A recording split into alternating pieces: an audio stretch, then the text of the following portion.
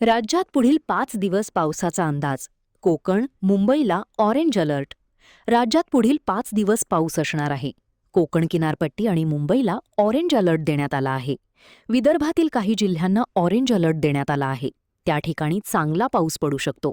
तर राज्यातील मध्य महाराष्ट्र, मराठवाड्यामध्ये आणि इतर सर्व भागात येलो अलर्ट आहे. तिथे सर्वसाधारण पावसाची शक्यता आहे.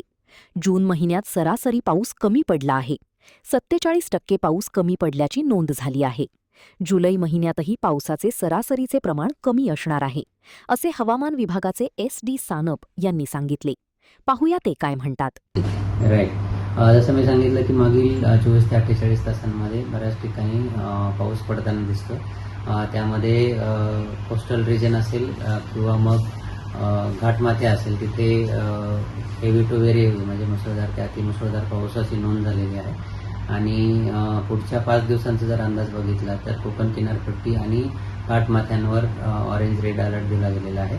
आणि विदर्भातील काही ठिकाणी 2 दिवसांसाठी ऑरेंज अलर्ट आहे आणि उर्वरित महाराष्ट्रामध्ये येलो अलर्ट आहे. येणारे असे एकंदरीतच असं आहे की येणाऱ्या 4 ते 5 दिवसांमध्ये चांगल्या प्रकारचा पाऊस किंवा सर्वदूर पाऊस महाराष्ट्रामध्ये होण्याचे चान्सेस आहे. आणि जुलैमध्ये किती असू शकतं? जूनची तूट जवळजवळ महाराष्ट्राचा जर पूर्ण विचार केला तर वजा 47% इतकी तूट आहे. इतका कमी पाऊस आपल्याकडे पडलेला आहे असं आपण म्हणू शकतो. आणि जुलैची तूट एक्झॅक्टली सांगता येत नाही. आपण फक्त तो सरासरीपेक्षा कमी किंवा जास्त पडेल असं सांगू शकतो.